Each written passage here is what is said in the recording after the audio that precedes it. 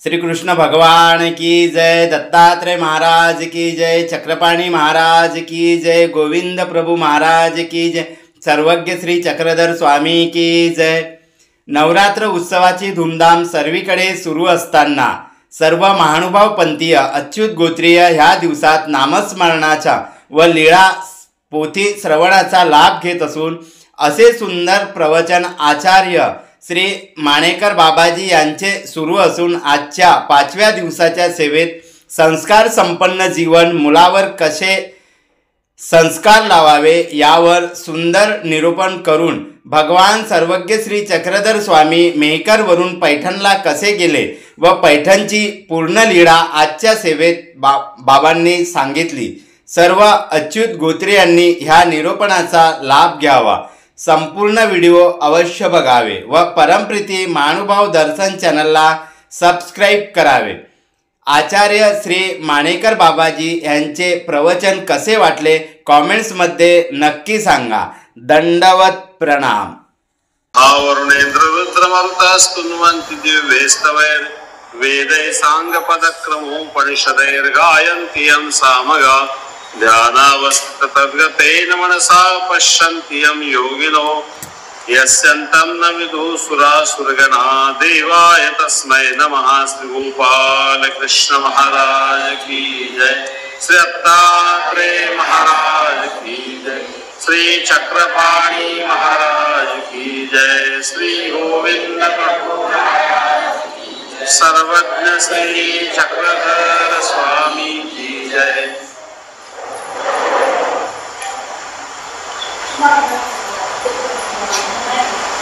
नवरात्र प्रवचन सेवेचा आजचा हा आपला 5वा दिवस आहे आणि 5 दिवसापासून आपण या भगवंताच्या लीळा श्रवण करीत आहोत। काल दत्तावताराच्या बद्दल आपण माहिती ऐकली। माझा प्रयत्न आहे की या गोष्टी आपल्यापर्यंत यथास्थित पोहोचाव्यात, जेणेकरून आपल्या ज्ञानामध्ये भर पडली पाहिजे। कारण ज्याही विषयात आहोत, ज्याही गोष्टीमध्ये आपण आहोत, त्यात प्रावीण्य आपल्याला मिळवणं गरजेचं असतं। तुम्ही शेतकरी माणसं आहात प्रामुख्याने, शेतीची जर तुम्हाला माहिती नसेल तर तुम्ही शेती नाही करू शकणार। आता बऱ्याचदा असं होतं, आम्ही कुठेतरी फिरायला जात असतो, प्रवासात असतो, मुलांना केळीची पानं काटायची, आपल्याला जेवणासाठी केळीची पानं कापायची, पण कोणती कापायची हे समजलं पाहिजे की नाही। कोणती कापून टाकली चालेल का? ती कोणती कापल्या गेली ते शेतकऱ्यालाच माहित असतं। तसं शेतकऱ्याला जसं शेतीची पूर्ण माहिती असेल तर तो शेती करू शकेल, तशीच गोष्ट धर्माच्या बाबतीत, अध्यात्माच्या बाबतीत सुद्धा आहे। धर्म तुम्ही समजून घेतला पाहिजे।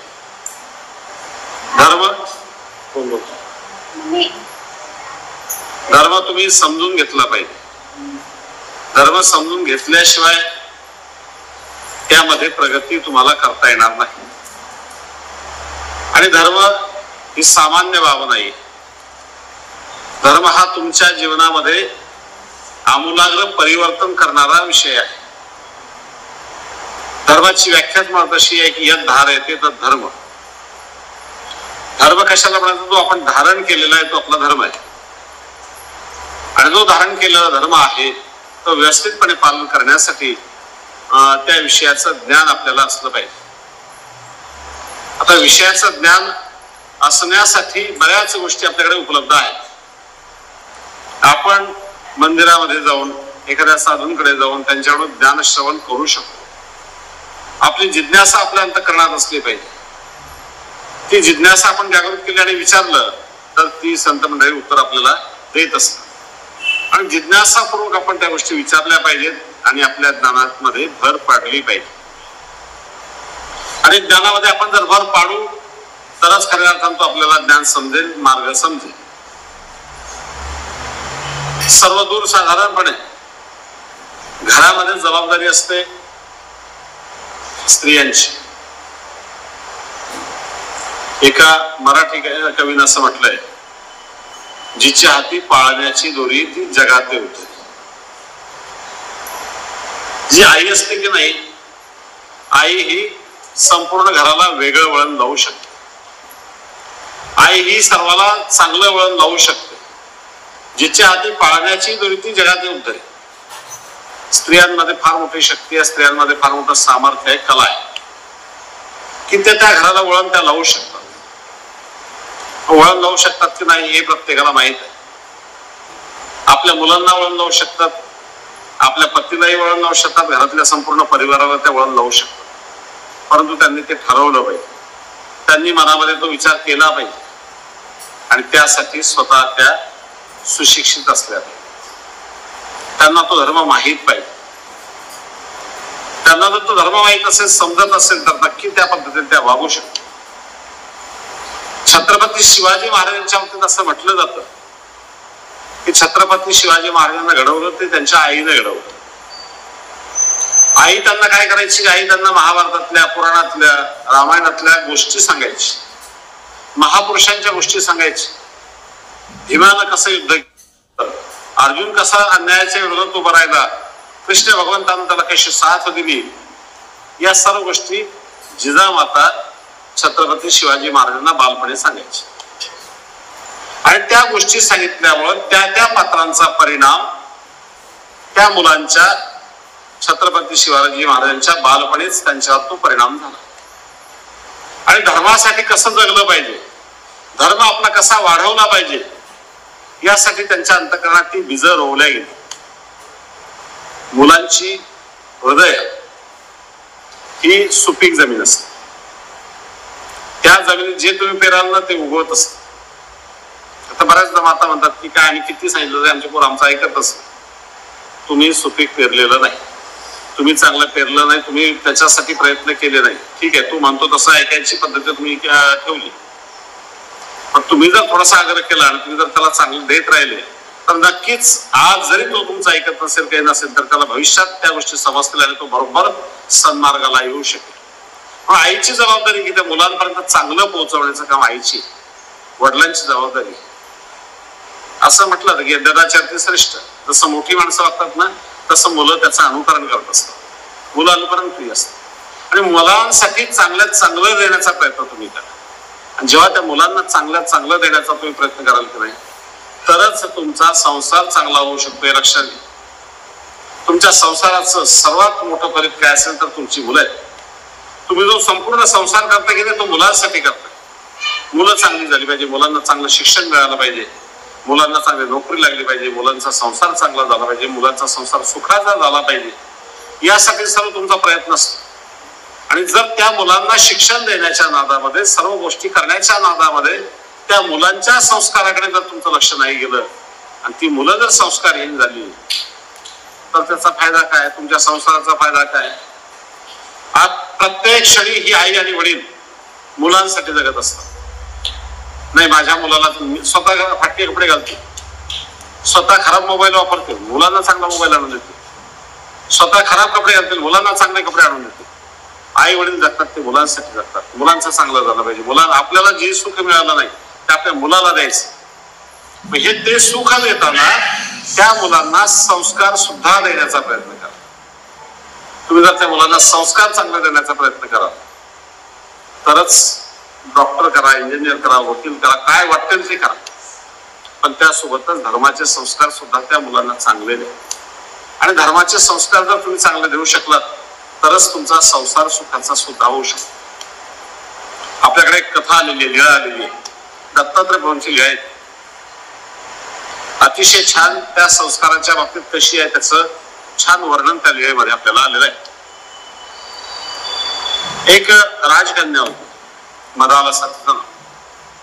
आणि त्या मदालसाने असं ठरवलं होतं की पहिल्यापासून ईश्वर भक्ती होती, दत्तात्रय प्रभूंची भक्ती त्या सदैव करायच्या. लहानपणापासून तिला दत्तात्रय प्रभूंचं महत्व समजलेलं होतं आणि मग तिनं असं ठरवलेलं होतं की आपण लग्न करायचं नाही, आपण दत्त भक्तीच करायची आणि सदैव अविवाहित राहून आपण देवाला समर्पित व्हायचं, हे तिनं मनापासून ठरवलेलं होतं.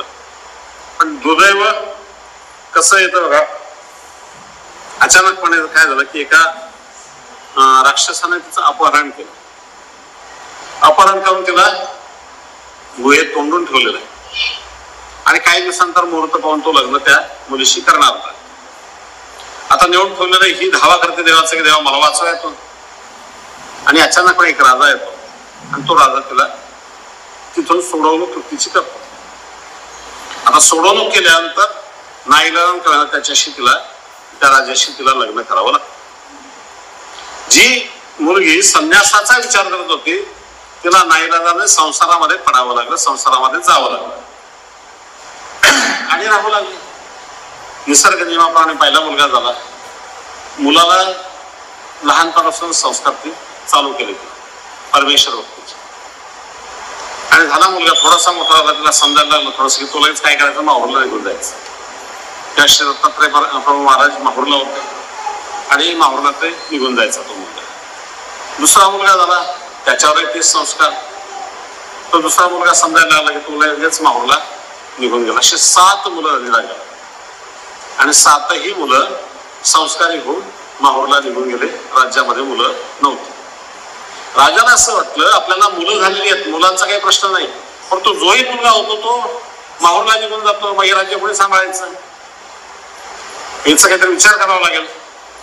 आणि म्हणून 8व्या मुलाच्या वेळी राजानं काय केलं की मुलगा जसा जन्माला आला तसा त्या मुलाला थोडीशी माता बेशुद्ध अवस्थेमध्ये होती, त्या मुला उचललं आणि बाहेर दूर घेऊन गेले. दूर घेऊन गेले तिकडे बाजूला नेलेले. माता जागृत झाली, बघितलं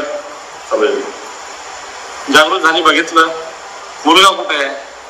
राजानं सांगितलं मुलगा झाला, पण झाल्या मरण पावलं आणि तुला दुःख वाटेल म्हणून आम्ही तुझ्या समोर काही त्याला ठेवलं नाही आणि म्हणून त्याला आम्ही त्याचा विधी करून टाकला. रडली माता, दुःखी झाली, दुःख व्यक्त केलं. ठीक म्हणजे त्याची असेल ते असेल असं म्हणते आपल्या कामाला लागले. आता या मुलाला तिकडे बाहेर नेलेलं आहे. बाहेर नेऊन काय केलं की बाहेरच्या संस्कारामध्ये त्याला वाढवायला सुरुवात केली, राजाच्या संस्कारांमध्ये. मग आता इतर मुलं खेळायला आहे, सर्व मुलाची हे ते सर्व चाललेलं आहे. मग आता इतर मुलांच्या सहवासामध्ये आहे तो आईचं कोणी जवळ आई नाहीये, कोणी नाहीये आणि इतर संस्कारांना काही अनेक प्रकारची मुलं. आता राजाचाच मुलगा, तो मोठाच मुलगा, मोठ्याचा मुलगा, पैशाची कमतरता नाही, द्रव्याची कमतरता नाही, संपत्तीची कमतरता नाही. मग मित्रही त्यांना अशा मुलांना लवकर मित्र भेटतात भरपूर. मग चला अरे आज इकडे जाऊ, आज तिकडे जाऊ, अरे आज पार्टीच करू आपण, मग अमकच करू तमकच करू. या सवयीमध्ये तो मुलगा ढाळला गेला. मग तंबाखूची सवय लागते, मग हळद गुटख्याची सवय लागते, मग पुड्यांची सवय लागते, मग भाजीची सवय लागते, ही भाजी खायची ती भाजी खायची, हे खायचं ते खायचं. व्यसन सर्व प्रकारची त्या मुलाला लागली आणि त्या पद्धतीने तो मुलगा वाढायला लागला. 15 वर्षाचा मुलगा झाला. आता 15 वर्षाचा मुलगा झाला, त्याला संपूर्ण व्यसना लागली होती. तो व्यसनाधीन मुलगा झालेला होता आणि मग राजाला असं वाटलं की नाही खरंच आपण करायला काही गेलो, पण हा मुलगा तर व्यसनाधीन झाला, हा व्यसन कुठे सोडायला तयार नाही आणि असा व्यसनी मुलगा राज्य तरी काय करेल. आणि मग राजाला असं वाटलं की आता याच्या आईकडे याला आपण सोपवलं पाहिजे, आई याच्यावर काहीतरी संस्कार करेल. आणि म्हणून आईकडे त्या मुलाला घेऊन गेले की म्हणे हा तुझाच मुलगा आहे, आम्ही तुझ्याशी खोटं बोललो होतो, पण याला आता तू सुधारवण्याचा प्रयत्न कर, याला संस्कार टाकण्याचा प्रयत्न कर. आणि बघितलं आईने, आईला खूप वाईट वाटलं. आईने त्याला समजून सांगण्याचा प्रयत्न केला, ऐकायला तयार नाही. पूर्ण तयार झालेला होता मुलगा, संपूर्ण व्यसना लागलेली होती, सर्व वाईट सवयी लागलेल्या होत्या. त्या वाईट सवयी लागलेल्या इतक्या लवकर कशा सुटतील. आणि लहानपणी ठीक आहे मुलाने ऐकलं असतं, परंतु तो आता मोठा झालेला होता, त्याला समजायला लागलेला होता आणि सर्व गोष्टींच्या त्याला सवय लागल्यावर तो त्या सोडायला तयार नाही. आणि आईला खूप वाईट वाटलं की आपला एक मुलगा दुर्व्यसनी निघाला, वाईट व्यसनी निघाला आणि कुठल्या चांगल्या सवयी त्याला नाहीये, देवाची भक्ती त्याच्यामध्ये नाहीये, काही नाहीये. आणि म्हणून आपण आपल्या संसाराचं काय महत्व आहे, आपण संसार करायचा आणि आपला मुलगा जर असा वाईट निघाला तर त्या संसाराला काय अर्थ आहे आपल्या. आणि मग संसारामध्ये राहायचं तरी कशासाठी, या संसाराचा त्याग केला पाहिजे. आणि त्या क्षणी तिने ठरवलं की आता मी संसारात राहणार नाही, मी माझी दत्तात्रय प्रभूंकडे निघून गेली. तिने ठरवलं, मुलाला सांगितलं, सांगून बघण्याचा प्रयत्न केला, तो ऐकायला तयार नाही. आणि शेवटी माता निघते आणि माता निघताना मातेनं त्याला सांगितलं मुलाला की एक लक्षात घे, तुला आता मी किती सांगितलं तुला पटत नाही या गोष्टी, परंतु परमेश्वराची भक्तीच महत्वाची आहे. परमेश्वराची भक्ती केली तरच खऱ्या अर्थाने जीवनाचा उद्धार होतो. परंतु तू ऐकत नाही. पण एक गोष्ट लक्षात ठेव, हा एक ताईत तिनं दिला, एक ताईत घे म्हणे, हा ताईत तुझ्यावर ठेव, ताईत तुझ्यावर राहू दे. आणि जेव्हा कधी असा तुझ्या जीवनात प्रसंग येईल की आता आपण जगण्यात आपल्या अर्थाने आपण मेलं पाहिजे असं तुला जेव्हा वाटेल, त्या प्रसंगी हा ताईत उघड, वाच आणि त्याप्रमाणे वागण्याचा प्रयत्न कर. ठीक आहे म्हणे, काही हरकत नाही. त्यानं तो ताईत घेतला बांधला गळ्यामध्ये आणि आपला राज्यकारभार चालू झाला. आता राज्यकारभार तो काय करणार, व्यस्त लागलेले ते सगळे राजा झालेला आहे तो. परंतु शेजारच्या राजानं एका त्याच्यावर केलं आक्रमण. शेजारच्या राजाने जसं आक्रमण केलं, हा युद्धाच्या तयारीत नव्हताच, हा व्यसनामध्येच बघ ना, काही दिवसातच तो पराभूत झाला. आणि पराभूत झाला तर झाला, तो सैन्याच्या तावडीत सापडणार तेवढा स्वतःचा जीव कसा तरी वाचवून तो बाहेर गेला. आणि बाहेर जाऊन त्यांना स्वतःचा जीव वाचवला. बाहेर जाऊन बघतो तर काय, काही नाही. राज्य गेलं, संपूर्ण राज्य त्याच्याकडे काही राहिलेलं नव्हतं. स्त्रिया होत्या त्याही चोरून नेलेल्या होत्या, संपत्ती होती तीही गेली. आता आपण कफल्लक भिकारी झालेलो, सर्व काही आपलं आता लुटलं गेलेलं आहे. आणि तो अतिशय दुःखी झाला की आपण काय होतो आणि काय झाली आपली अवस्था. ही गरीब माणसाला श्रीमंत आलं ना तर वेगळा एक फील असतो, पण एखाद्या श्रीमंताला जर गरिबीमध्ये राहावं लागलं ना त्याचं दुःख त्याला फार मोठं असतं. आणि तो एवढा मोठा राजा आपण, पण आज आपल्याला काहीच नाही, एखादं वाहन सुद्धा नाही, गाडी नाही आपल्याकडे, घोडं नाही, काहीच नाही, आपलं साधन आपल्याकडे राहिलेलं नाही, राज्य राहिलं नाही, स्त्रिया होत्या त्या स्त्रियाही लुटल्या गेल्या, सगळं निघून गेलेलं आहे. आणि मग आता अशा जगण्यात आपल्या काहीही अर्थ नाही. यापेक्षा आपण मेलेलं बरं, आत्महत्या केलेली बरं. आणि म्हणून त्याला आत्महत्येचा विचार त्याच्या जसा डोक्यात आला तेव्हा त्याच्या लक्षात आलं की आपण आपल्या आईनं आपल्याला सांगितलं होतं की असा विचार तुझ्या डोक्यात जेव्हा येईल की मी सर्व दूर हरलेलो आहे, आता पराभूत झालेलो आहे आणि मी आत्महत्या करायची, असा विचार तुझ्या जेव्हा डोक्यात येईल तेव्हा ते ताईत तू उघड, त्यातून चिठ्ठी काढ, वाच आणि त्याप्रमाणे वागण्याचा प्रयत्न कर. त्याप्रमाणे ते त्याला उघडला, ताईत उघडला, त्यामध्ये चिठ्ठी होती, चिठ्ठी उघडली, चिठ्ठी वाचली. त्या चिठ्ठीमध्ये काय लिहिलेलं होतं त्याचे डोळे भरून आले. त्या चिठ्ठीमध्ये एकच शब्द लिहिलं होतं, एकच वाक्य होतं. आणि ते वाक्य इतकं महत्वाचं होतं, इतकं महत्वाचं होतं, त्याच्या जीवनाला परिवर्तन करणार होतं. तू याच क्षणी श्री दत्तात्रय प्रभूंना शरणी. एकच वाक्य होतं, तू याच क्षणी श्री दत्तात्रय प्रभूंना शरणी. आणि असं म्हटलं म्हटलं ठीक आहे, आत्महत्या तर करायचीच आहे, पण आईची इच्छा आहे, शेवटचा एक विचार करायला काय हरकत, आपण जायला काही हरकत नाही, आपण जाऊन बघूया. आईनं सांगितलं त्याप्रमाणे वागू आणि नंतर आत्महत्या तर आपल्याला करायचीच आहे, कारण आपल्याकडे काही नाहीच आहे, आता संपलेलंच आहोत आपण आता सर्व. आणि म्हणून त्यांना त्याप्रमाणे निघालेलं. मनामध्ये दुःख आहे, माझी संपत्ती गेली, माझं द्रव्य गेलं, माझ्या संपूर्ण परिवार माझ्याकडून गेलेला आहे, म्हणून खूप दुःख, अंतःकरणात दुःखी झालेलं आहे खूप. माणसाला 10 रुपये गेले तरी माणूस तो कुठे गेले असं का, याचं राज्यच गेलेलं, सर्वच गेलेलं होतं. आणि हा खूप दुःखी झालेला आहे अंतःकरणामध्ये. असा दुःखी राजा निघालेला आहे, चालला रस्त्याने निघालेला आहे. आणि अचानकपणे डोंगराच्या, तुम्ही जे माहूरला गेले तुम्हाला माहित आहे, आपण ज्या डोंगरावरून चढतो की नाही, असं एका बाजूला जाताना डाव्या बाजूला एक छोटस मंदिर आहे टेकडीवर. ते त्यांची भेटीचं ठिकाण आहे अरळक, त्याचं नाव होतं अरळकाच्या भेटीचं ते ठिकाण. तिथे श्री दत्तात्रय महाराज उभे होते. तिथून भगवंताने सांगितलं शंभली शंभली शंभली, शांत हो राजा, शांत हो, शांत हो. 3 वेळा म्हटले भगवंत. आणि 3 वेळाचा जसा आवाज त्याच्या अंतःकरणात शिरला, कानातून तो आवाज अंतःकरणात शिरला, ते अमृतश्रावी शब्द भगवंताचे होते. जसे ते शब्द अंतःकरणात शिरले, सर्व दुःख जे होतं ते सर्व दुःख एका क्षणात नाहीच झालेलं आहे. काही आपलं गेलंय, आपलं राज्य गेलंय, आपला परिवार गेलाय, सर्व काही लुटलं गेलं, हे जे दुःख त्याच्या अंतःकरणात होतं की नाही, ते एका क्षणात ते सर्व दुःख निघून गेलं आणि हृदय आनंद भरीत, हृदयामध्ये आनंद निर्माण झाला. आणि तो विचार करतो की हा आवाज आला कुठून, आणि आला आवाज तर त्या आवाजात आपलं जीवन बदलून गेलेलं आहे. मी आनंद भरीत झालो, आनंद माझ्या हृदयात मावत नाहीये, हा आवाज आला कुठून. आणि बघतो तर समोर श्री दत्तात्रय महाराज उभे होते. त्याच्या लक्षात आलं की आहे ना, हेच दत्तात्रय महाराज. मी ओळखलो, धावत आला पुढे, श्री चरणाजवळ बसलेलं आहे, पकडलेलं श्रीचरण, आणि देवाजवळ सर्व कथा आपल्या सांगतोय. देव त्याच्याशी बोलताय, छानपैकी त्यांचा संवाद चाललेला आहे. मदाला सगळं समजलं, आपला मुलगा आलाय, मदाला सुद्धा आली, मदाला आली, भेटली, भाऊ आले, सर्व भेटले, छानपैकी संवाद एकमेकांमध्ये झालेला आहे. आणि भगवंताला त्याला सांगितलं की तुम्ही संसार करायचाच आहे, तुम्ही संसारामध्ये आहात, संसार तुम्हाला करावाच लागेल, संसार तुम्हाला सोडता येणार नाही साध्यानं. संसारात संसार सुद्धा तुम्हाला पूर्ण करायचा आहे, पण संसारासोबतच तुम्हाला देवधर्म सुद्धा तुमचा झाला पाहिजे, धर्माचं आचरणही तुमचं झालं पाहिजे. जेव्हा तुम्ही धर्माचं आचरण कराल की नाही, तेव्हाच खऱ्या अर्थाने तुमचा संसार चांगला होऊ शकतो, चांगल्या पद्धतीने चालू शकतो. म्हणून एकच गोष्ट, मी माझं बस शेती करेल, मी माझी नोकरी करेल, हाच जर तुम्ही विचार करा, तुम्ही फक्त संसाराचा विचार कराल आणि धर्माचा विचार करणार नाही, तर कुठेतरी तुम्हाला तुमच्या जीवनामध्ये अडचणी येऊ शकतात. म्हणून धर्माचं आचरण प्रत्येक क्षणी आपल्या जीवनामध्ये धर्माचं आचरण असलंच पाहिजे.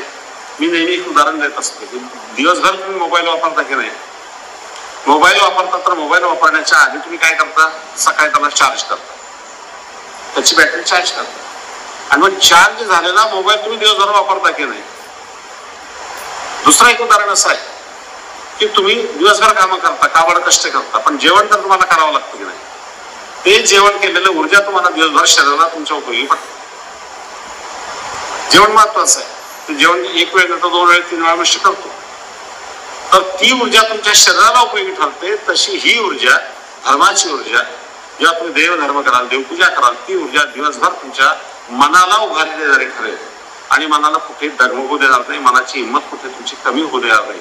त्यासाठी तुम्हाला या गोष्टी केल्याच पाहिजे. याच गोष्टी कराल तर नक्कीच त्या मुलांवरही तो परिणाम होईल. आपले वडील मंदिरात जातात, आपले वडील देवपूजा करतात, तर आपणही केलं पाहिजे हे मुलांना सुद्धा वाटतं. पण तुम्हीच करत नसाल तर मुलंही करणार. आपल्याकडे काही मुलं असतात, अरे पप्पा कशी ते तंबाखू तोडतात, बरोबर ते ऍक्शन करून सांगतात, अशा अशा तंबाखू तोडतात, अशा अशी टाकतात, असं सांगतात सर. अरे पप्पा बिडी कशी पितात, सिगरेट कशी पितात, मुलं बरोबर ऍक्शन करून सांगतात. गुटख्याच्या पुड्या कशा खातात, त्या गुटख्याच्या पुड्यांचं वर्णनही करून मुलं सांगतात. तुम्ही जे कराल की नाही, तुम्ही जसं वागाल तसं मुलं तुमचं अनुकरण करणार. तर तुम्ही चांगलं वागण्याचा प्रयत्न करा त्या मुलांसाठी तरी. किमान जेव्हा तुम्ही वडील झालेले असतात की नाही, आई झालेले असतात, तेव्हा तुमच्यावर जबाबदारी फार मोठी आलेली असते संसारामध्ये. आई वडील नाही तोपर्यंत तुम्ही तुमच्यावर जबाबदारी फार आलेली नसते. पण जेव्हा तुम्ही आई वडील होता की नाही, कोणाचा तरी वडील होता, कोणाची तरी आई होता, तेव्हा तुमच्या मुलांची जबाबदारी तुमच्यावर आहे. आणि मुलांची जबाबदारी म्हणजे त्यांचं पोट भरण्याची जबाबदारी, तर त्यांच्या भविष्याचा विचार तुमच्या डोक्यामध्ये आहे. त्याच्यासाठी तुम्ही काबाड कष्ट करता, परंतु त्यांच्यावर संस्कार करण्यासाठी तुम्हाला सुद्धा त्या पद्धतीने वागावं लागेल. तुम्हाला सुद्धा स्वतःच्या जीवनामध्ये बदल करून घ्यावं लागतील. जेव्हा तुम्ही बदल कराल, त्या मुलांना आदर्श असं तुमचं जीवन तुम्ही तुमचं दाखवाल. कारण कुठल्याही बघा, मुलांना वडील हेच आदर्श असतात. सार या वयातली जी मुलं असतात ना, त्या वयातली मुलं म्हणतात माझ्या वडिलांसारख्या ताकदवान कोणीच नाही, माझ्या वडिलांमध्ये खूप शक्ती म्हणतात की नाही मुलं. आपणही म्हणत होतो लहानपणी, माझ्या वडिलांमध्ये खूप शक्ती, माझे वडील खूप चांगले आहेत. असं मुलांचे आदर्श हे वडील असतात. पण वडिलांनी सुद्धा ते जर आदर्श आपल्या मुलांसमोर ठेवण्याचा प्रयत्न केला तर नक्की मुलं चांगल्या मार्गाने चालू शकतील, चांगल्या मार्गाने लागू शकतील. त्यासाठी आपण सदैव तो प्रयत्न केला पाहिजे आणि आपल्या मुलांना चांगल्यात चांगले संस्कार देऊन त्या मुलांचं जीवन चांगलं शुद्ध करण्याचा, सात्विक करण्याचा प्रयत्न आपण केला पाहिजे. आपण लीळा क्षेत्रामध्येही आहोत, कारण लीळा आपण ऐकतोच आहोत, पण त्यासोबत इतर माहितीही होणं गरजेचं आहे. त्यामुळे आपण अवांतर सुद्धा थोडंसं मध्यंतरी घेत असतो. आपण ऐकलं की मेहकरला सर्वज्ञ श्री चक्र स्वामींचा मुक्काम आहे आणि तिथून सर्वज्ञ निघालेले पैठणच्या दिशेने. लोणारच्या आपण काही घटना ऐकल्या, मेहकरच्या घटना ऐकल्या आणि सर्वज्ञ तिथून निघालेले आहेत. सिंहस्थ नेमकं सुरू होणार होतं आणि बोणेबाई या ज्या सिंहस्थ तुम्हाला माहिती आहे, कुंभमेळा म्हणतो आपण त्याला, तो कुंभमेळा नाशिकला त्या वर्षी होता. आणि म्हणून त्या ज्या बोणेबाई होत्या, बोणेबाई याचा अर्थ सांगितला की तुम्हाला कोणाला मला वाटतं सांगितलं अजून बोणेबाईंचा अर्थ? उपहार, देवतेला जे उपहार दाखवतात ना, बोणे म्हणजे उपहार. ज्या दररोज बोणे म्हणजे उपहार दाखवत असायचे त्यांना बोणेबाई या म्हटलेलं. आणि या दोघी बाया उपहार दाखवायच्या त्या देवतेला सारंगधाराच्या मंदिरामध्ये, पण त्यांना बोणेबाई या म्हटलेलं आहे. आणि त्या निघालेल्या तर त्यांनी देवाला आग्रह केला की देवा तुम्ही पण चला. आता भगवंताला एक वेगळा विचार मनामध्ये होता. एक अधिकारी जीव त्या पैठणला भगवंताची वाट बघत होता. त्या बाईसांना भेट भगवंताला द्यायची होती, कारण त्यांचा फार मोठा अधिकार या मार्गामध्ये आलेला होता आणि त्यांना प्रेमाधिकार निर्माण झालेला होता. त्यांना भेट भगवंताला द्यायची होती आणि म्हणून भगवंत त्या पैठणच्या दिशेने निघालेले आहे. मार्गी प्रतिदिनी बोने गोसावी मार्गी विजय करता गाव पावती. आणि मग रस्त्याला प्रवासात निघालेले पायी पायी. तेव्हा काय व्हायचं की गावामध्ये गेले की गावाबाहेर देवळी असं होईल. गावाच्या बाहेर एखाद्या कुठल्या तरी मंदिरामध्ये भगवंत थांबायचे आणि त्या मंदिरात थांबले की मग तिथली जी मंडळी असायची ती भगवंताला भेटायला यायची. आता भगवंताचं असं वैशिष्ट्य होतं देवाचं की त्यांच्याकडे आलेला मनुष्य प्रत्येक जण आकर्षित व्हायचं. व्यक्तिमत्व इतकं चांगलं होतं. अवतारी पुरुष आलेली माणसं आकर्षित व्हायची आणि बघायची की कोणतरी श्रेष्ठ अवतारी पुरुष आलेले आहेत, कोणतरी श्रेष्ठ पुरुष आलेले आहेत असं म्हणून लोक भेटायला यायची. मग आता भेटायला आल्यानंतर कुणी रिकामा येत नसायचं. कोणी तांदूळ आणायचं, कोणी डाळ आणायचं, कोणी साहित्य आणायचं, तेल तूप मीठ मिरची वगैरे घेऊन यायची आणि देवाला समर्पित करायची. मग देवाची काळजी देवाला माहित होतं हे सर्व विषय. देव म्हणायचे त्या बायांना, तर बायांचा स्वभाव तुम्हाला माहिती आहे कसा, जेवढा आलं तेवढं ठेवून घ्यायची पद्धत दिसते बायांची. बायांना ठीक आहे पुढे काम पडेल आपल्याला, बाया कधी वस्तू आपली देत नाही दुसऱ्याला, पण जेवढं आलं तेवढं बाया ठेवून घ्यायचा प्रयत्न करायचा. स्वामींनी सांगितलं आता तुम्ही घेऊ नका नाही जास्त, जेवढा लागेल तुम्हाला तेवढं घ्या, बाकीचं परत देऊन टाका. बायांनी ऐकलं नाही. एक दिवस झाला, 2 दिवस झाला, मोठे थोडे तयार झाले. मग आता न्यायचे कोणी. जेव्हा सांगितलं मी तुम्हाला सांगितलं होतं की घेऊ नका, तुम्हाला जे लागेल तेच घ्या, ऐकलं नाही. मग आता याचा त्रास होणार आहे. आणि अशा प्रकारे जे आपल्याला लागेल तेवढंच घ्यावं हेच साधकासाठी भगवंताला तेव्हाच येत होतं. आणि म्हणून आताही तीच आपल्याला शिक्षण आहे की तशाच पद्धतीने वागावं, जेवढं लागेल तेवढंच घ्यावं असा आदर्श भगवंताने त्या लेखत आपल्याला सांगितलेला आहे. प्रतिष्ठानी बाईसा भेटी मग ते थोडी प्रतिष्ठान अशी बघायला. तिथून पैठणला स्वामी आलेले आहेत, सर्व यात्रेकरू आलेले आहेत आणि सर्व मंडळी ती आल्यावर आता मोठं गाव आहे, प्राचीन गाव आहे पैठण. आणि पूर्वीपासून अनेक ऋषीमुनी किंवा ब्राह्मण विद्वान ब्राह्मण तिथे राहत असायचे. अशा अनेक तीर्थस्थानं तिथे आहेत, मोदायती वगैरे अशी अनेक देवस्थान तिथे देवळं पूर्वीपासून चालत आलेली. आणि म्हणून मग गावातून जी मंडळी होती आलेली यात्रेकरू होते, प्रत्येक मंदिराचं दर्शन घेत घेत सर्व निघालेले. या गुणेबाई आपण कशात निघालेल्या आहे. देवाला सांगितलं देवा तुम्ही इथे बसा, आम्ही येतो म्हणे सर्व दर्शन घेऊ. ते म्हटलं ठीक आहे काय हरकत नाही तुम्ही जा. आणि मग त्या बाया फिरत फिरत बाईसांची आणि त्यांची ओळख. त्या पैठणला नागोबाईसा आहे. नागोबाईसा या ज्या होत्या त्या पयोव्रती संप्रदायाच्या प्रमुख होत्या. पयोव्रती संप्रदाय म्हणजे काय तुम्हाला सांगतो. ते व्यक्ती ज्या असतात त्या मार्गातल्या दुधाचेच पदार्थ स्वीकारतात, अन्नाचा कणही काय घेत नाही, दुधावरच ते जगत असतात, दुधावर राहत असतात, दूध हाच त्यांचा आहार असतो. आणि मग त्यांना पयोव्रती संप्रदाय होते. या नागोबाईसा त्या संप्रदायातील श्रेष्ठ अशी आचार्य होते. वयस्कर होत्या, वय भरपूर होतं, मोठ्या होत्या, मार्गातल्या मोठ्या होत्या. आणि अशा त्या नागोबाईसा या बोळेबाईसांची त्यांची मैत्री होती. म्हणून या बोळेबाई फिरत फिरत नागोबाईसांच्या गुंफेमध्ये गेल्या, त्यांना भेटल्या, त्यांच्याशी बोलल्या, सर्व चर्चा झाली. कसं आलं काय नाही म्हणे आम्ही सिंहस्थाला निघालो त्र्यंबकेश्वराला, असं सर्व बोलणं आलं. आणि मग त्यांनी सांगितलं आमच्या सोबत एक देव आहे, आमच्या स्वामींसोबत एक स्वामी आहेत, अतिशय चांगले आहेत, काय सांगता याच्या लावण नाही, अतिशय सुंदर आहेत, अतिशय चांगले आहेत, अतिशय सामर्थ्य संपन्न आहेत. मग त्या चोराची घटना सांगितली, चोराच्या ठिकाणी कसं त्याला त्यांनी हे केलं, अशा सर्व गोष्टी सांगितल्या. बाईसांना नाही वाटलं अशा माणसांना आपण भेटलं पाहिजे. आणि असं सर्व चर्चा झालेली आहे त्यांच्यावर, ठीक एवढे काय करत नाही. आणि असं म्हणून त्या निघून गेले. थोड्या वेळ त्याने भगवंत स्वतःच करत करत निघालेले आहे. निघाले चाललेले अचानक बाईसांची आणि मध्ये रस्त्यात सर्वज्ञांची भेट होती. सर्वज्ञांची भेट झाल्यानंतर बाईसा होती हे माणसं नवीन आहेत. आणि ज्या अर्थी या बाईंनी गोडेबाईसांनी आपल्याला सांगितलं की नाही जे नक्की हे तेच पुरुष असते पाहिजे. असा पुरुष आपल्याकडे कोणी माझ्या तरी बघण्यात नाही. म्हणून हे श्रेष्ठ पुरुष जे आहेत गोडेबाईसांच्या सोबत ते हेच असले पाहिजे असं त्यांना लक्षात आलं. ठीक आहे वाटली हरकत नाही. मग त्याप्रमाणे त्यांची भेट झाली, बोलणं झालं, कुठून आला काय माहिती विचारली. गोडेबाईसा तुमच्या सोबत त्यांच्या पाहुणे आहेत. म्हणून त्यांनी म्हटलं चला आमच्या गुंफेकडे. आणि देवाला असं म्हटलं, देव म्हटलं ठीक आहे काही हरकत नाही. आणि देव त्यांच्या सोबत त्यांच्या गुंफेमध्ये गेले. आता गुंफेमध्ये गेले, संध्याकाळची वेळ झालेली होती. बाईसांनी काय केलं, बाईसांना एका संप्रदायाच्या प्रमुख होत्या, त्यांच्यामध्ये अहंकार त्यांचा संप्रदायाचा होताच, वयोवृद्धत्व, मार्गश्रेष्ठत्व. बसायला काय टाकलं माहिती का तुम्हाला, पाय पुसणं बसायला. दरवाजाच्या बाजूला कोपऱ्यामध्ये का पाय पुसणं बसायला. भगवंतही त्यांना माहित होतं आज पाय पुस्तक टाकून घ्या, तुम्ही पाय घाल्यानंतर टाकणार ते मागे. भगवंत त्या पाय पुस्तकाला बसले. संध्याकाळची भोजनाची वेळ झाली, मग जेवायला द्यायचं. जेवायला द्यायचं तर काय द्यायचं? पाणी भात. पाणी भात तुम्ही खाल्लाय का कोणी? पाणी भात कसं असं माहिती आहे का? पाणी भाताचं वैशिष्ट्य असं सांगतो, आज हा प्रकार अस्तित्वात नाही, पण पूर्वीच्या काळी सुबत्ता एवढी नव्हती. म्हणजे भाकरी शिल्लक राहायच्या की नाही, त्या भाकरी कोरड्या करायच्या, वाळू घालायच्या, फेकून दिल्या जात नसायच्या. पूर्वी अन्नाचा कण सुद्धा लोक पूर्वीचे फेकून देत नसायचे. अन्नाचा फार महत्व पूर्वीच्या काही लोकांना होतं.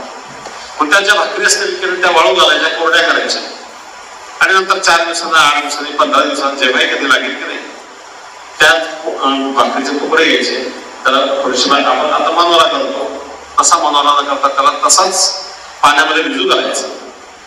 पाण्यात भिजवायचं चांगल्या प्रकारे, नरम झालंय की त्याच्यावरच मग थोडंसं मीठ टाकायचं, थोडीशी मिरची टाकायची आणि तो खायला द्यायचा.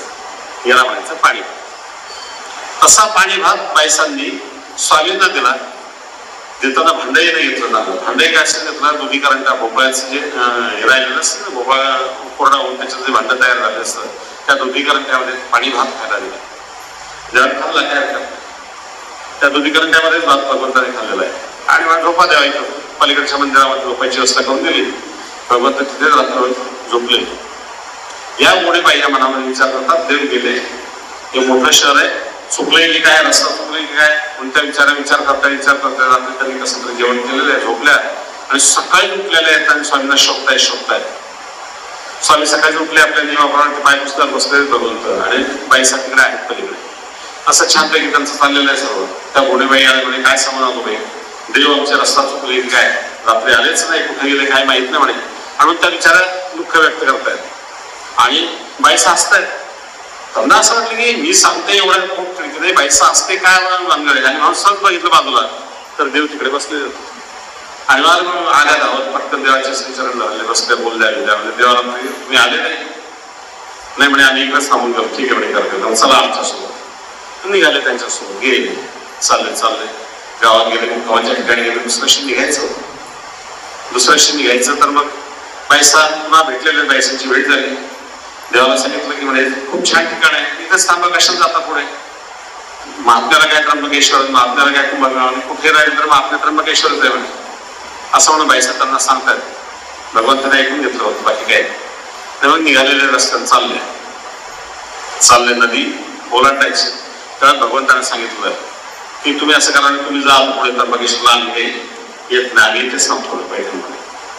आणि असं म्हटल्यानंतर त्या म्हटल्या ठीक आहे, काही हरकत नाही. आणि मग त्या गोडीबाई पुढे निघून गेले आहेत आणि भगवंत पुन्हा पैठणमध्ये आलेले आहेत. पैठणमध्ये राहू लागले. पैठणमध्ये आले बाईसांच्या गुफेकडे आलेले आहेत. बाईसांना आनंद झाला की तुम्ही आले. त्यांना खूप आनंद वाटला, समाधान वाटलं. मग पुन्हा त्याच्यातीच आदरातिथ्य मात्र तसंच आहे. आदरातिथ्यामध्ये काय फरक नाही. 3 दिवस पर्यंत भगवंताचं त्यांनी तसंच वागवलेलं आहे. पायपुसणारच बसवलंय आणि माझा देव सुद्धा त्या पायपुसणारच बसलेला आहे. असं म्हटलं नाही मला पटलं नाही, मला असं नाही, काही म्हटलं नाही, काही त्याचा आग्रह नाही, काही हट्ट नाही, काही नाही. आणि ते पायपुसणारच भगवंत बसले. त्यांनी छानपैकी व्यवस्थितपणे सुरू आहे. तिसऱ्या दिवशी काय झालं की बाईसांच्या ज्या शिष्या होत्या हंसराज वगैरे, त्यांनी बाईसांचं पूजन करायचं. छानपैकी मोठं आसन तयार केलेलं आहे. मोठं आसन तयार केलं, त्यावर बाईसांचं छान सोडे वगैरे टाकून संपूर्ण व्यवस्थितपणे पूजन त्यांचं सुरू आहे. बाईसांना बसवलं आसनावर आणि बाईसांचं पूजन चालू. स्वामी मात्र पायपुसणारच बसले आणि स्वामी बाईसांकडे बघताय. परंतु आज काय होतंय की बाईसांची दृष्टी भगवंताकडे जाऊ शकत नाही. त्या नजरेला नजर मिळवू शकत नाही. एकदा झालं, दोनदा झालं, 3दा झालं आणि नजर मिळवायची म्हणजे इच्छाच होत नाही, ताकदच होत नाहीये. आणि अचानकपणे दृष्टीला दृष्टी भेटली, नजरेला नजर मिळाली आणि त्यातून लक्षात आलं परमेश्वर प्रेमाचा संचार त्यांच्यामध्ये केला. एका अक्षरात लक्षात आलं की हा जो समोर बसलेला आहे की नाही, हा देव आहे. आणि या देवाला मी खाली पाय पुसण्यात बसलो, मी असणार बसलो उच्च असणार. आणि मनामध्ये एकदम पश्चातापाची भावना निर्माण झाली. तिथून पटकन उडी खाली टाकली खाली आणि धावत देवाची पाय पकडलेले, देवा मी चूक केली, मी फार मोठी पापी आहे, मी चंडाळ आहे, मी फार मोठा अपराध माझ्या हातून घडलेला देवा, मी तुम्हाला खाली बसवलं, वाईट वागणूक दिली देवा मी तुम्हाला. आणि खूप दुःखी झाली, खूप रडते, दुःख व्यक्त करते. देवाला म्हटलं काय हरकत नाही, जाऊ द्या, अज्ञानपणामध्ये तुमच्या झाली. परमेश्वरा दयाळू आहे, मायाळू, कृपाळू, कनवाळू आहे. परमेश्वर आपल्या बालकांच्या सर्व चुका पोटामध्ये घालतोच, त्याप्रमाणे बायसांच्याही चुका त्यांनी पोटात घातलेल्या आहेत आणि बायसांना प्रेमाचा संचार दिलेला आहे. परमेश्वर काय ते लक्षात. भक्त प्रामुख्याने 2 प्रकारचे असतात, मला सांगतो, ज्ञानिया भक्त आणि प्रेमिया भक्त. ज्ञानिया भक्त जो असतो ना, त्याला ज्ञानाने तो परमेश्वराला ओळखतो आणि प्रेमिया भक्त जो असतो तो प्रत्यक्ष परमेश्वर अवताराचा त्या अवतारामध्ये स्वरूप पाहतो, परमेश्वराला प्रत्यक्ष. आणि तो प्रेमिया भक्त जो असतो की नाही, तो प्रेमिया भक्त परमेश्वराशिवाय एक क्षण सुद्धा राहू शकत नाही. ज्ञानिया राहू शकतो, प्रेमिया जो भक्त आहे ना, तो एक क्षण सुद्धा त्या परमेश्वराला शिवाय राहू शकत नाही. जसे महादेव भक्त होते, आपल्या चरित्रात आलेलं आहे, ते एक क्षण परमेश्वर अवतार संपले असं म्हटले, त्यांनी एका क्षण आपला देहत्याग केला. जशी रुक्मिणी माता होती, रुक्मिणी मातेला जसं समजलं की गोपालकृष्णांनी अवतार संपवला, एका क्षणात रुक्मिणी माता गतप्राण झाली. तशा प्रकारे बाईसा सुद्धा प्रेमी होतो आणि परमेश्वराच्या ठिकाणी त्या दिवसापासून त्यांनी भगवंताची सेवा करायला प्रारंभ केला, सेवा करायला लागल्या. शेवटच्या क्षणापर्यंत बाईसा भगवंताची अतिशय चांगली सेवा करत होत्या. त्यांच्यासारखी सेवा कोणालाही करता आली नाही. बाईसांना जो अभिमान सर्वज्ञांचा होता, त्यांना जे परमेश्वर समजलेला होता, त्यामुळे त्या अतिशय चांगली सेवा भगवंताच्या करत होत्या. वयस्कर जरी होत्या तरी सुद्धा त्या वयात सुद्धा ती सेवा अतिशय चांगली करायची. तर चौपार दाखवणे वगैरे करणे, संपूर्ण भोजनाची व्यवस्था बघणे बाईसाच बघत असायच्या, करत असायच्या आणि त्या व्यवस्थित करायच्या. त्यांच्यासाठी 100 दंडवत त्या घालायच्या. त्या वयात सुद्धा वयस्कर असून सुद्धा 100 दंडवत घालायच्या.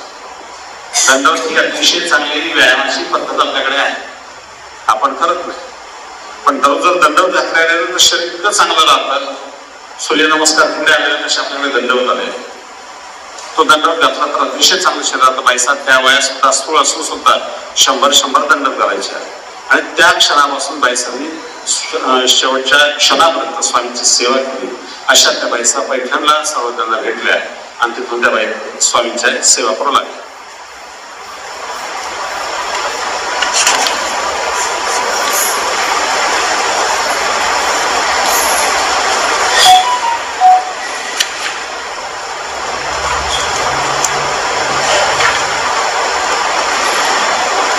हंसराजा स्थिती. आता काय झालं की हंसराजा त्यांचे शिष्य होते.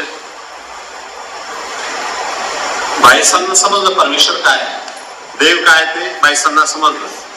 पण बाईसांचा जो शिष्य परिवार होता की नाही, त्यामध्ये हंसराज होते. आणखी एक दुसरे त्यांच्या समोर एक संन्यासी होते, पांड्या त्यांचं नाव होतं.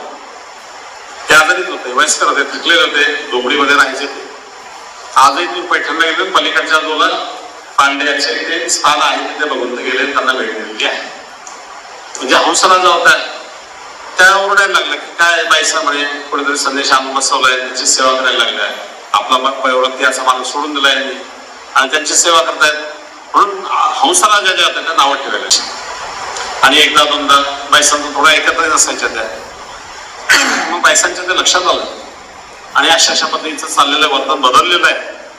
आणि म्हणून बाईसांनी हळूच स्वामींना सांगितलं की जी म्हणे हंसराज अलीकडे थोडंसं ऐकत नाहीये, थोडंसं वेगळ्या पद्धतीने वागायला लागलेलं आहे, तर बघा काय असेल. आणि असं म्हटलं, स्वामी म्हटलं ठीक आहे, काही हरकत नाही.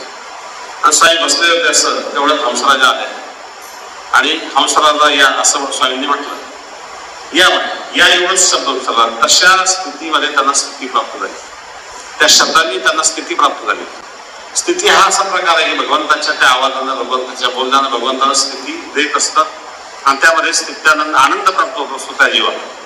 तो सर्व गोष्टी विसरून जातो आणि आनंदामध्ये मग्न होऊन जातो. कितीही काळ तो त्या आनंदामध्ये मग्न राहू शकतो. जसं कोमा असतो की नाही, कोमामध्ये काही सुख दुःख नसतं, पण या स्थितीमध्ये मात्र आनंद नुसतं आनंदानं हृदय अंकुरित झालेलं असतं. तो स्थित्यानंद त्यांना प्राप्त झालेला. खूप वेळ त्यांनी स्थिती भोगली आणि मग त्यांच्या लक्षात आलं की हे जे आहे ते सामान्य पुरुष नाही, श्रेष्ठ पुरुष आहे. ते असून त्या सुद्धा चांगल्या प्रकारे स्वामींची सेवा करू लागली.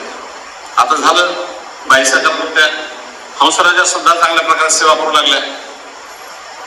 पण जे पांड्या होते की नाही, तो पांड्या ओरडायला. तो म्हणे आतापर्यंत बाईसा करत होती, पण आताही हंसराजा सुद्धा त्याच नादी लागली आणि ती सुद्धा सेवा करायला लागली. तिने सुद्धा आमचा मार्ग सोडून दिला म्हणे आता. आणि म्हणून ते पांड्या सुद्धा ओरडायला लागले, बोलायला लागले. आणि बाईसांनी त्यांना सांगितलं सर्वजणांना की असं असं झालंय म्हणे. तो पांड्या सुद्धा आता नावं ठेवायला लागला. त्याच्याबद्दल काय असेल ते बघा. देव म्हटलं ठीक आहे, कसा योग येईल तेव्हा तेही होणार. आणि पांड्या झोपलेले रात्रीची वेळ, गाढ झोपलेले. गाढ झोपेमध्ये अचानकपणे त्यांना स्वप्न पडतं. स्वप्नामध्ये काय येतं की यमदूत आलेले दोन, अतिशय भयानक त्यांचं वर्णन त्याच्यामध्ये आलेलं आहे. केस असे विस्फारलेले, लाल डोळे आणि मोठमोठे जाळ एवढं चांगलं आहे. आणि हातामध्ये गदा येऊन त्याला एक गद्याचा फटका मारतो झोपेमध्ये, स्वप्नामध्ये. गदेचा फटका बसला की हा ओरडतो तेवढ्या स्वागताने जाऊ दे भूक मारू नका, तर तुला माहित नाही कोण आहे, एवढ्या चांगलं मग समजून नावं ठेवतो मग परत दुसरा मारायला लागतो. तेवढा दबून त्याला काय मारू लागला. असं रात्रभर तो ते स्वप्न झोपतो. देव त्याला वाचवतात आणि ते त्याला मारायचा प्रयत्न करतात. आणि रात्रभर या दुःखामध्ये तो रात्रभर वेळ करतो. आणि सकाळी झाले, स्वप्न मोठलं संपलं. उठला आणि ओरडायला लागतो, बैसा इकडे या, बैसा इकडे या, बाई इकडे या, नागोबाई इकडे या. सकाळची जवळ ती बैसा इतक्या सकाळच्या काही काय हरवायला लागला. आणि म्हणून बाईसांनी हंसराजाला सांगितलं, जाऊ बघ म्हणे काय म्हणतोय तो पांड्या. गेल्या हंसराजा गेल्या, बघितलं, विचारलं म्हणे काय झालं.